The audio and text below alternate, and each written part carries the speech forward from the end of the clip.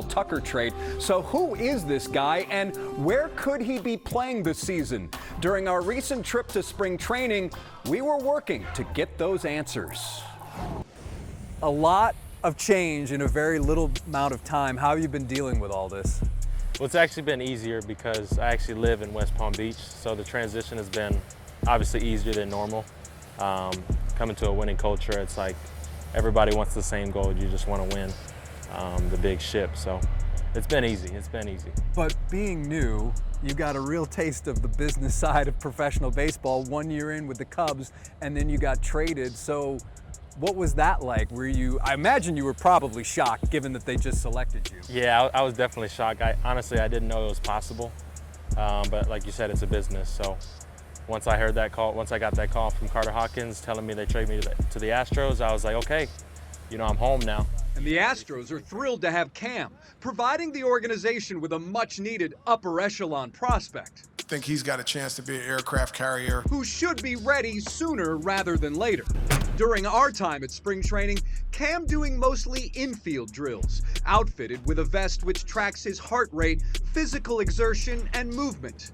And speaking of movement, there's talk Cam may ultimately move to right field. There's some talk about you eventually moving to the outfield, but you went to Florida State as a shortstop. The fact that you came up as a shortstop, does that allow you, or do you believe that you have the ability to perhaps move around a little bit? Yeah, I would say there's definitely some versatility in my game. I'm open to playing outfield or third base, wherever they want to play me, but as of right now, I'm most comfortable at third base, I'm going to say. Favorite Major League player growing up? Yasiel Puig with the Dodgers. Yeah. All right, what about him? He was just like electric. He walked so people could run, is what they say. Because he was just like so energetic when he played, and he had the swag on and everything, but yeah, he was my favorite player. Cape Cod League, is that where things really started to turn for you, do you think? Definitely. I found my set approach there. I was kind of just swinging the bat, before that summer. Wasn't really a hitter, but I found myself to be a legit hitter, after that summer.